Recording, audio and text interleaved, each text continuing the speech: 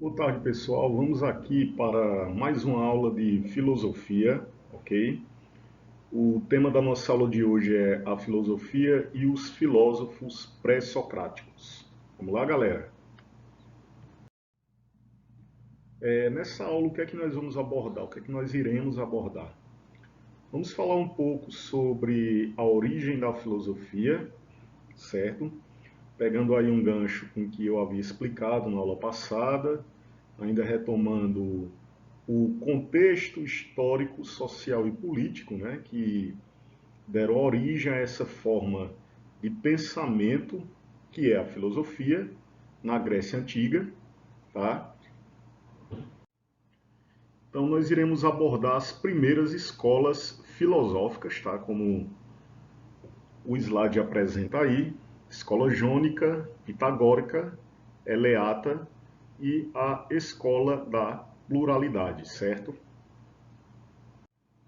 Como eu havia dito na explicação da aula anterior, esses primeiros filósofos, chamados pré-socráticos, está aí a referência ao grande filósofo grego Sócrates, que é sim um marco, né, um marco na divisão da filosofia.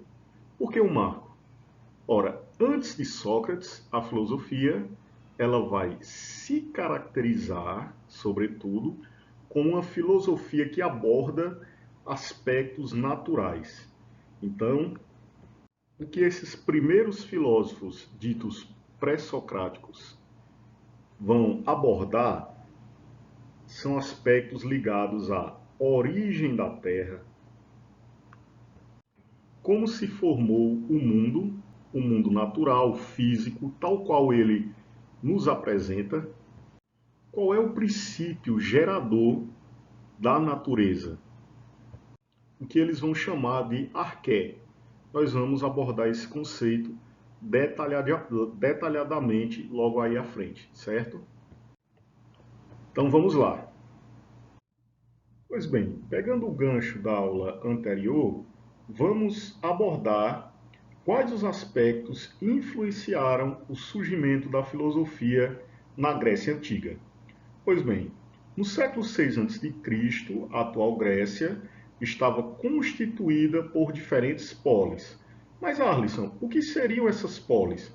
Bem, pessoal, no modelo grego de organização política, cada cidade-estado, né, como vocês estão vendo aí, ele cita algumas: Mileto, Esparta, Atenas, tinha muitas outras, ok? Cada cidade-estado tinha seu próprio governo, suas próprias leis.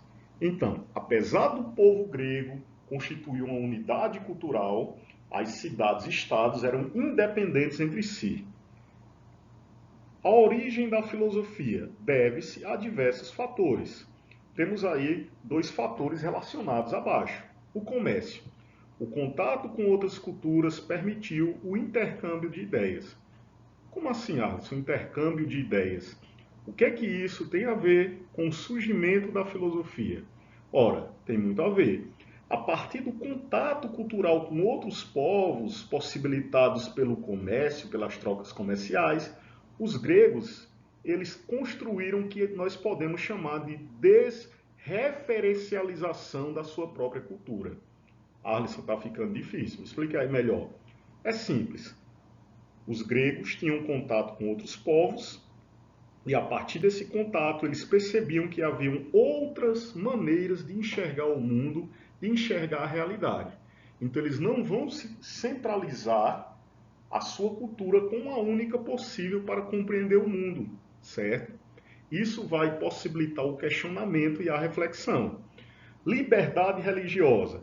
Por não haver monopólio religioso, existia tolerância e respeito a opiniões e questionamentos. Então, a religião grega, em seu caráter politeísta, as próprias cidades-estados, cada uma delas tinham deuses diferentes, isso vai possibilitar o questionamento, a livre opinião, diferente de outras religiões da antiguidade, ok? Que não permitia questionar os deuses, questionar a sua religiosidade.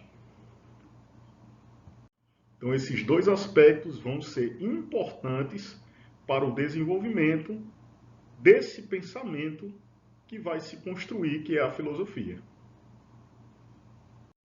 Como nós abordamos também na aula anterior, a filosofia ela se caracteriza pela transição, a passagem do mito ao logos.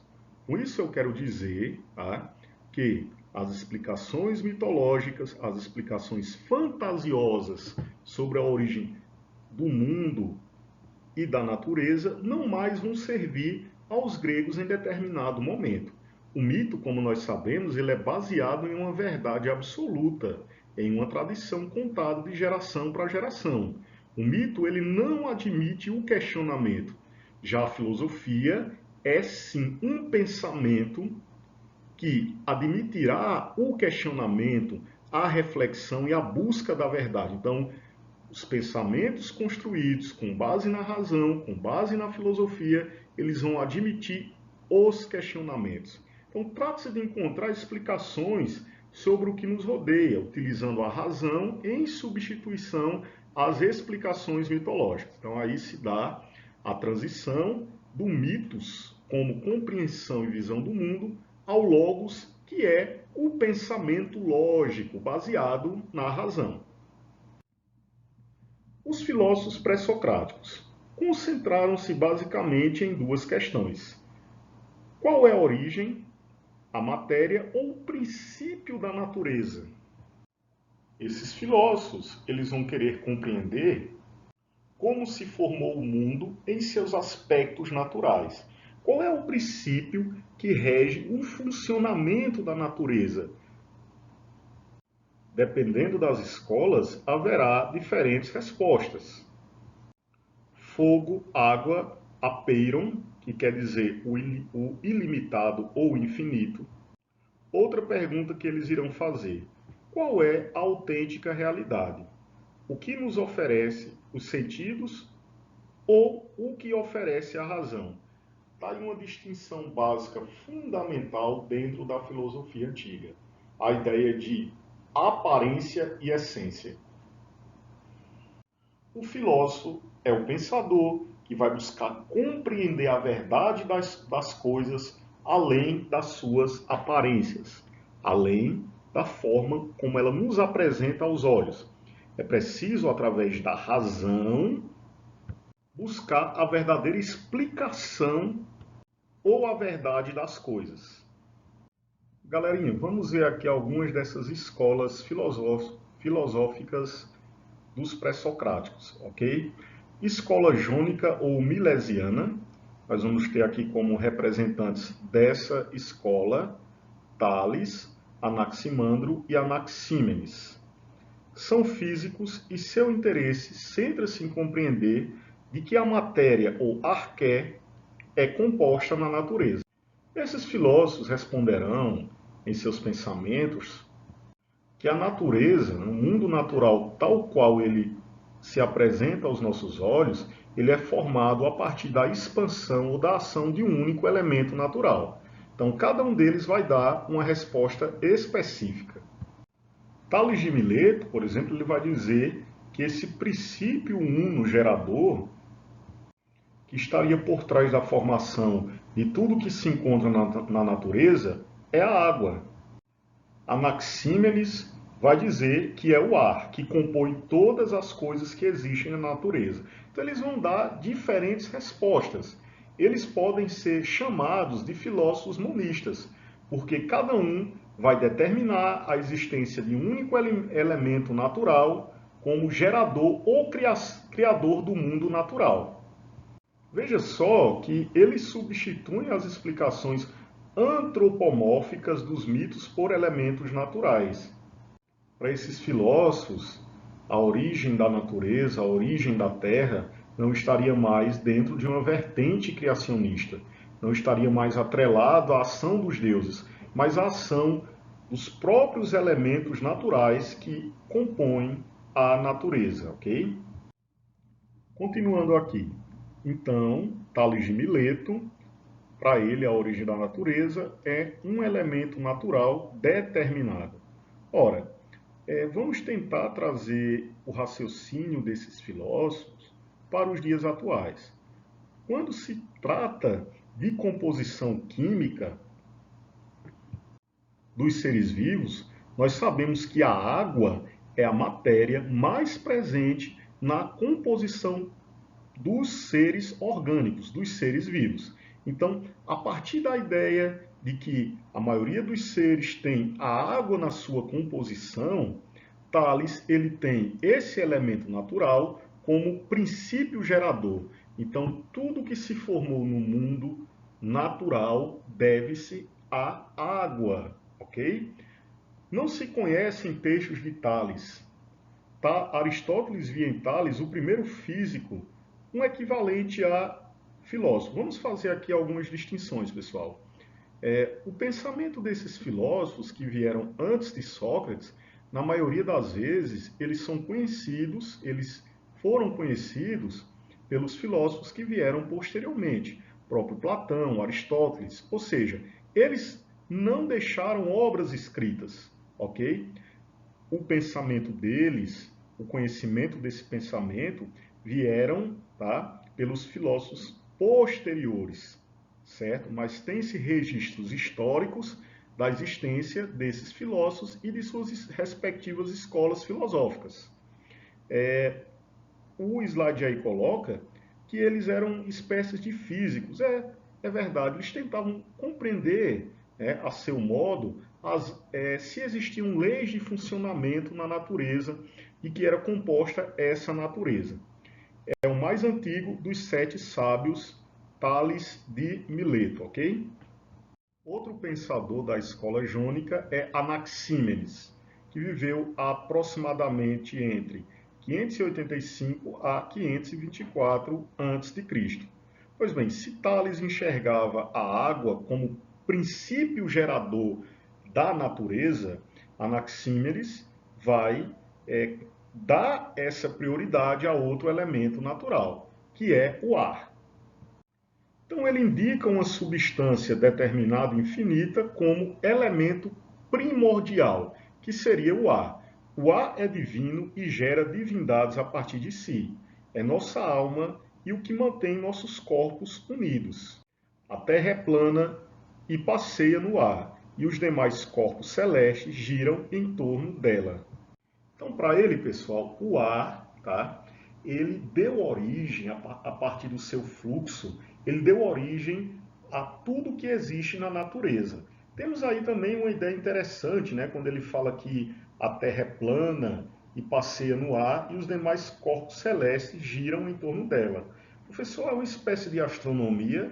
Sim, né? A primeira ideia geocêntrica, né, em que a Terra seria o centro dos demais corpos celestes, ela é concebida por Anaxímenes, tá certo?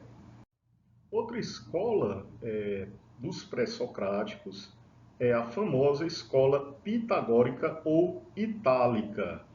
Professor, pitagórica então se refere ao famoso matemático grego Pitágoras? Sim, tá? Pessoal, esses primeiros filósofos, tá? Quando se trata, né, da área em que eles atuavam, é algo muito difuso, é algo muito complexo. Porque eles estudavam a natureza como um todo, estudavam a astronomia, estudavam os seres vivos, estudavam os minerais ou qualquer aspecto ligado à natureza, tá? Então eles não possuem um campo de atuação específico. Como representantes desta chamada escola pitagórica, nós temos Pitágoras de Samos, né? Também conhecido por seus estudos matemáticos, e Filolau de Crotona. Diferencia-se de todas as demais escolas por seu caráter religioso. Então, na concepção de Pitágoras, tá? Por mais que a natureza ela possua suas próprias leis de funcionamento e sua própria lógica, né? E que ele busque compreender o funcionamento da natureza, haveria uma inteligência superior, ou seja, haveria aí uma ação de Deus, tá? Uma ação de um ser maior, que seria um ser gerador dessas leis naturais, tá? Então ela diferencia-se por seu caráter religioso, a escola pitagórica. Então, pessoal, continuando aqui a escola pitagórica, vamos abordar seu principal representante, Pitágoras de Samos, ok? Para Pitágoras, todas as coisas são números. Arlisson, me explique aí melhor isso. Para Pitágoras, a natureza e as leis que regem a natureza, elas estão organizadas em caracteres matemáticos. Então, cabe ao filósofo, através da busca da verdade, do pensamento lógico, desvendar esses caracteres matemáticos. Olha que interessante, né? Por isso que Pitágoras era sim um grande matemático. Então, vamos aqui continuar. Influenciará ou influirá na ideia platônica de transmigração das almas, um modo de vida consciencioso e pautado pela moderação para salvá-lo das sucessivas reencarnações. Alisson, que coisa complicada. Até reencarnação já entrou aí. Calma aí, galera. Vamos tentar explicar e destrinchar isso aqui. Então, o conhecimento como instrumento de purificação da alma induz a dualidade mente e corpo. Ora, pessoal, posteriormente, Platão, um dos grandes filósofos da antiguidade, ele vai conceber essa separação entre matéria e espírito, entre o mundo material, tá, e o mundo das ideias. Platão deve, a origem dessa ideia a Pitágoras. Para Pitágoras, o que se apresenta no mundo material, no mundo aparente, trata-se de ilusão, ok? A verdade, como ela deve ser buscada pela filosofia, ela está na matemática, ela está no abstrato e não na realidade concreta. Então está aí a ideia de essa dualidade entre mente e corpo, entre mundo sensível, o mundo material da aparência, e o mundo das ideias, o mundo da razão, do pensamento, ok? Então, somente pelo conhecimento abstrato, o conhecimento lógico, matemático, é que o homem ou o filósofo poderia chegar a conhecer a verdade. Pitágoras, assim como outros pensadores, seu pensamento foi transmitido pelos filósofos que vieram posteriormente, como Platão e Aristóteles, tá certo, galera? Vamos aqui, pessoal, para mais uma escola filosófica pré-socrática, a escola eleata. Essa escola é de caráter exclusivamente filosófico. As anteriores foram físicas ou religiosas. Professor, o que isso quer dizer? Ora, esses filósofos, Parmênides, Heráclito, Zenão de Eleia, eles não buscavam somente identificar qual era o elemento natural gerador da natureza, aquele elemento primordial, como nós vimos com os filósofos anteriores, por exemplo, Tales de Mileto, buscava na água o princípio gerador da natureza. Anaxímenes buscava, ele dizia que era o ar, o elemento primordial, do qual todos os seres da natureza eram compostos. Esses vão buscar o princípio gerador, ok? Parmênides vai dizer que o princípio que move a natureza é a permanência. Heráclito vai dizer que é a mudança. Calma aí, não se afogue, nós vamos entender cada um deles separadamente. Começando então pelo filósofo Heráclito de Éfeso. Suas reflexões tratam sobre o mundo, ok? Para Heráclito, o mundo está em contínua mudança. O fluxo que rege a natureza e o universo ele está em constante transformação. E ele é baseado no princípio ou a luta entre os opostos, os contrários. Então, Heráclito ele concebe a natureza, as leis físicas, como um processo em constante mudança. Por exemplo, vamos pegar aqui alguns exemplos, vamos citar aqui alguns exemplos básicos, O dia transforma-se em noite, aqui, ou seja, aquilo que é claro, depois transforma-se no escuro. Uma pequena semente, depois ela, através do seu crescimento, ela se transformará em uma árvore, ou seja, ela se transforma naquilo do oposto que ela era. Como eu citei o exemplo do dia e da noite. Algo que se apresenta como quente, com o passar do tempo, na temperatura ambiente, ele vai esfriar, né? Então, o que vai definir a natureza vai ser o fluxo ou o princípio dos contrários. Então, para Heráclito, né, a natureza está impregnada de constantes opostos. Ele tem reflexões interessantes, tá, pessoal? Dentro dessa concepção de Heráclito, que o mundo ele está em constante movimento e em constante mudança e transformação, por exemplo, nada é ou permanece estático em se tratando de natureza. O que você era há um minuto atrás, você já não é mais, você já envelheceu, é isso?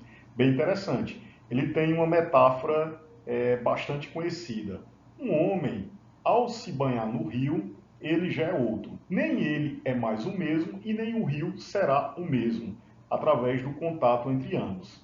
Então, para Heráclito de Éfeso, a natureza está em constante transformação, em constante mudança. Então, o ser é e não é ao mesmo tempo. Opa! Dentro do que eu falei, que tudo se transforma no contrário de si mesmo. O pequeno se torna grande, o quente se torna frio, o dia se torna noite, etc. Então, tudo flui, tudo está em movimento e nada dura para sempre. Para Heráclito, esse princípio da mudança foi o gerador, o que moveu a formação do mundo natural. Eu até citei aí, né, pessoal, a metáfora do rio, a metáfora heraclitiana. Não podemos entrar no mesmo rio duas vezes. A essência de todas as coisas, né, como elemento natural, seria o fogo ligado à mudança, o fogo ligado à transformação. Então tem aí ó, duas distinções, explicações interessantes, tá? Introduz a ideia de que os sentidos nos enganam. Com isso, pessoal, ele quer dizer que ao enxergarmos as coisas imóveis, estáveis, como uma forma própria e determinada, não conseguimos ver ou compreender a verdadeira essência das coisas ou dos seres, que se caracteriza pela constante mudança e transformação. Heráclito ele é considerado o pai da dialética, porque ele vai fazer com que esse jogo dos contrários, esse jogo dos opostos, eles dialoguem entre si. Vamos abordar mais um pensador da escola eleata. Trata-se de Parmênides. Parmênides ele vai opor-se à ideia de mudança e constante transformação da natureza concebido por Heráclito, ok, pessoal? Então, ele não admite a mudança e o movimento como algo que vai definir o ser e a natureza. Então, ele coloca: o ser é único, imutável e eterno. Para Parmênides, nada pode ser o contrário de si mesmo. Nada pode ser o oposto de si mesmo. A natureza se caracteriza por possuir uma essência. Ela não é algo em um fluxo interminável, mas ela se caracteriza pela permanência. Então ele vai fazer essas duas distinções entre sensação e razão. Ora, aparentemente a natureza ela está em constante mudança e transformação quando ela se apresenta aos nossos olhos, ao mundo sensível. Porém, quando o filósofo consegue, através da razão, através do logos, compreender o funcionamento da natureza, os seres já se encontram em sua forma acabada, ou seja, eles possuem uma essência imutável. Vamos concluir, pessoal, os filósofos pré-socráticos com a chamada escola da pluralidade. Mas, professor, por que escola da pluralidade? Diferente das escolas de pensamento anterior, esses filósofos vão conceber a arqué, ou seja, o princípio que rege o funcionamento da natureza não apenas em um elemento natural, mas na interação desses vários elementos. Vamos tentar entender aqui. Escola da pluralidade é uma corrente materialista e mecanicista. Para eles, a única realidade existente são os corpos em movimento.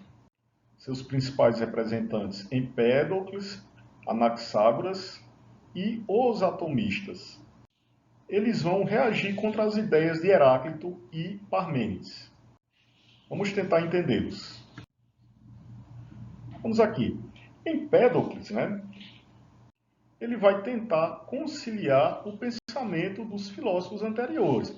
Então não é apenas a água, ou ar, ou fogo, um só desses elementos separadamente que vai reger ou vai dar origem aos outros seres naturais. Mas é a interação desses elementos que vai criar os diferentes seres naturais. Então ele vai conciliar o pensamento das escolas filosóficas anteriores. Estes 4 elementos, mesclando-se uns com os outros, formam os diferentes objetos. É aquela ideia, pessoal, de que tudo que existe na natureza, ela é a interação desses 4 elementos, como ele mostra aí no slide. Fogo, água, ar e terra. Uma hora, um desses elementos se apresentando como preponderantes. Para concluir, vamos falar dos atomistas. Eles desenvolveram a sua filosofia sob a influência de Empédocles. Então, para eles, há um número infinito de unidades indivisíveis. Olha só que interessante, pessoal. Hoje nós sabemos o que é um átomo. E seria a menor unidade de uma matéria. Alguns filósofos gregos, como Leucipo e Demócrito, já concebiam essa ideia de que os objetos presentes da natureza, eles poderiam ser divididos até se encontrar em pequenas partículas. Então, tudo que se apresenta aos nossos olhos nada mais seria do que a junção dessas pequenas partículas que são os átomos. Professor, para esses filósofos, como é que esses objetos, então, eles se tornam diferentes uns dos outros, já que nada mais são do que a junção de pequenas partículas? Aí, os atomistas vão dar essa resposta. Esses objetos presentes na natureza, eles diferem em tamanho e forma conforme esses átomos se organizam. Então, as diferentes organizações e união dessas pequenas partículas que são os átomos vão gerar objetos diferentes. Mas tudo que existe na natureza nada mais é do que a junção dessas pequenas partículas que são os átomos. Eles vão definir o ser. Para os atomistas, os átomos não têm nenhuma qualidade, exceto a de serem sólidos e impenetráveis. Infinitos em seu número, agitam-se no vazio e ao acaso. Interessante, pessoal? As primeiras ideias do que seria posteriormente a teoria atômica, ela foi concebida pelos filósofos gregos, tá certo? Vamos aqui para as conclusões, pessoal. A importância desses pensadores não se devem tanto às suas respostas particulares, mas sim ao fato de que foram os primeiros a buscar resolver racionalmente a questão da natureza última das coisas e afirmar que a origem da natureza está nela mesma. Opa, olha pessoal, que interessante a distinção em relação ao mito. Então, esses primeiros filósofos, eles não vão buscar compreender como a natureza funciona, como ela se originou a partir de explicações religiosas, fantásticas ou místicas. Mas eles buscam na natureza suas próprias leis de funcionamento. É isso que vai diferenciá-los do mito. Outra característica é porque o pensamento mitológico ele é inquestionável. E como vocês podem observar, esses filósofos estão em constante discussão e diálogo, formulando pensamentos lógico-racionais para compreender a natureza. Bem, pessoal, esse tema dos filósofos pré-socráticos, ele já caiu algumas vezes no Enem, tá? Vamos resolver aqui algumas questões? Vamos lá. Enem 2015. A filosofia grega parece começar com uma ideia absurda, com a proposição: a água é a origem e a matriz de todas as coisas. Será mesmo necessário deter-nos nela e levá-la a sério? Sim, e por três razões.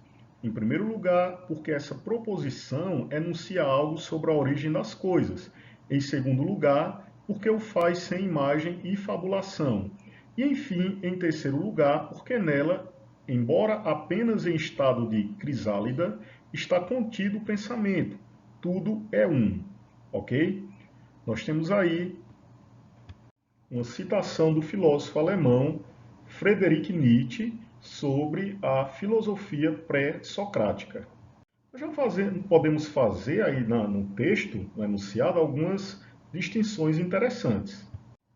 Nietzsche ele coloca a ideia, né, de que, de fato, parece um pouco absurda, né, essa concepção filosófica desses primeiros filósofos de que a origem de tudo encontra-se no elemento natural. Como ele coloca aí, a água é a origem e a matriz de todas as coisas. De início parece algo absurdo. E aí ele questiona, será mesmo necessário deter-nos nela e levá-la a sério essas teorias? Nietzsche vai dizer que sim, e por três razões.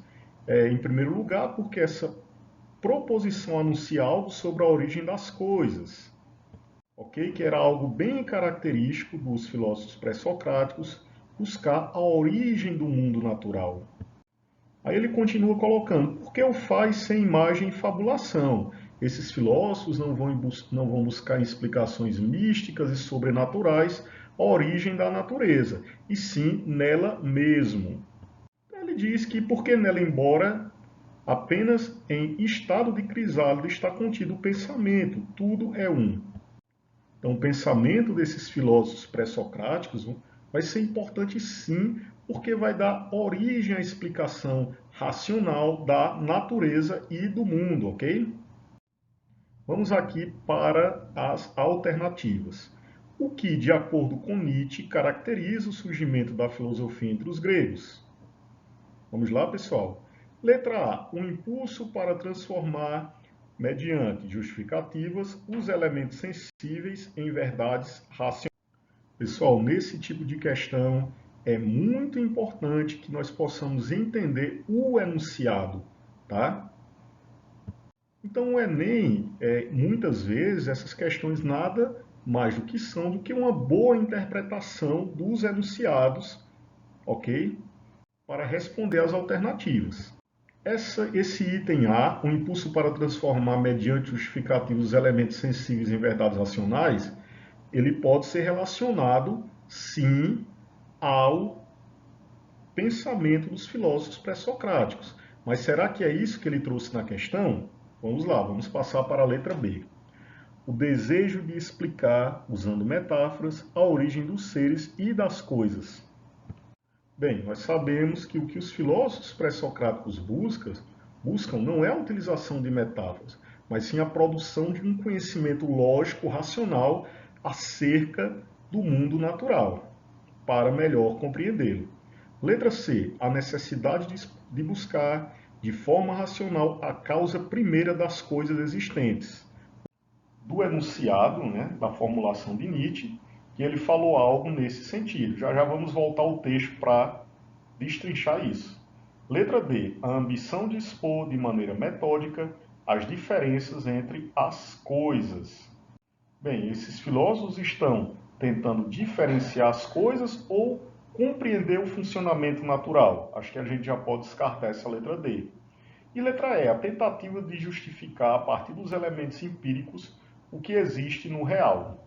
Os filósofos não buscam justificar, eles estão investigando o princípio de funcionamento da natureza, ou a arqué. Vamos por eliminação, pessoal? Vamos eliminar aí a letra D, tá? E a letra E. Voltando aqui para o trecho do texto, galera, eu grifei aqui um ponto interessante. Quando Nietzsche ele afirma que, em primeiro lugar, né, esses filósofos eles se propõem a anunciar algo sobre a origem das coisas. Opa, professor, eu acho que pode ter a ver com essa letra C. Quando ele afirma aqui na letra C, né, pessoal, necessidade de buscar de forma racional a causa primeira das coisas existentes. Ok, então vamos marcar aqui como resposta correta a letra C, não é isso? Então, o Enem muitas vezes é questão de interpretação textual, né, galera?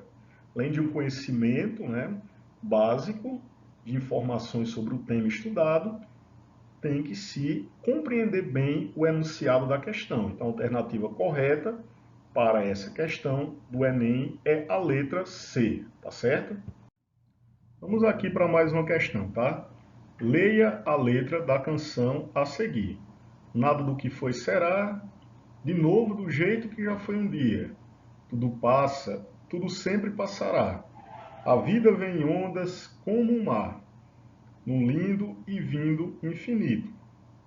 Tudo que se vê não é igual ao que a gente viu há um segundo. Tudo muda o tempo todo no mundo. Olha, pessoal, que interessante a letra, né, do cantor Lulu Santos, tá? Bem parecida a ideia, né, de fluxo, de transformação, de mudança, bem parecida com a concepção filosófica de um dos pensadores pré-socráticos. Alguém lembra quem é esse pensador? Heráclito. Não é isso, galera? Heráclito de Eleia, ao afirmar que o mundo está em constante fluxo e transformação. Lembra da citação que eu fiz na aula? Um homem, ao entrar no rio, não é mais o mesmo. Tá? Nem o rio será o mesmo e nem ele será o mesmo. Ok? Vamos aqui para as alternativas.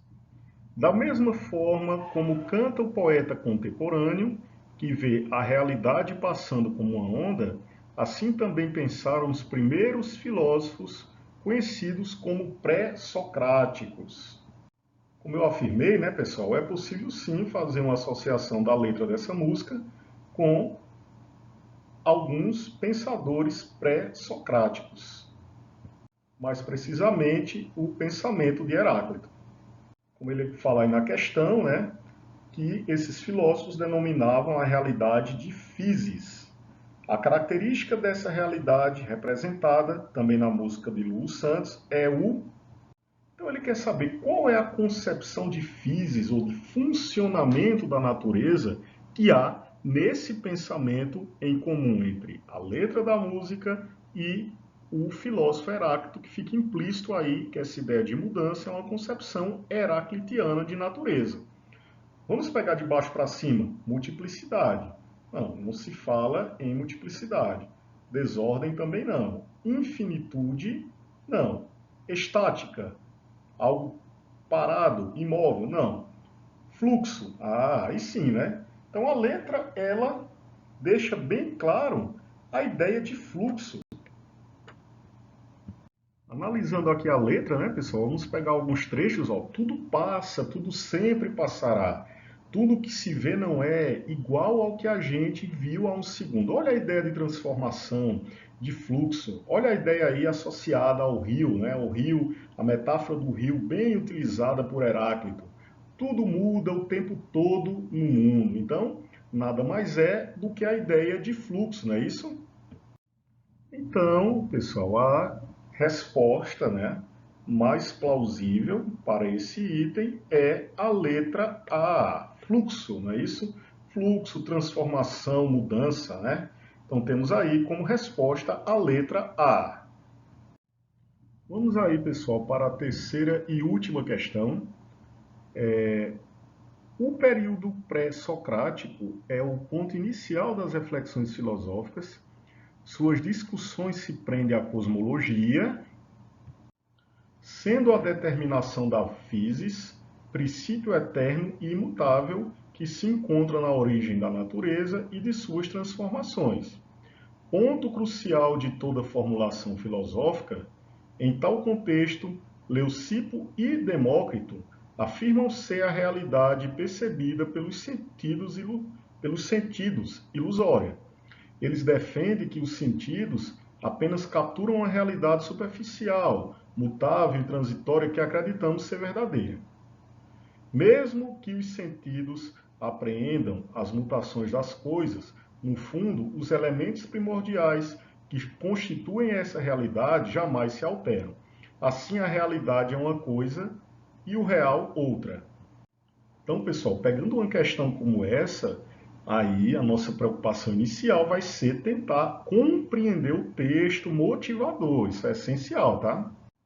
Então, ele aborda o pensamento de alguns filósofos pré-socráticos, afirmando que as discussões se prendem à cosmologia, ou seja, os filósofos tentavam descobrir como funcionava, como se dava a ordem do cosmos, a ordem do universo.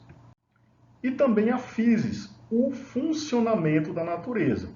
Nós vimos que várias escolas filosóficas do período pré-socrático deram diferentes respostas para estes questionamentos. Continuando a questão, podemos destacar mais alguns pontos interessantes.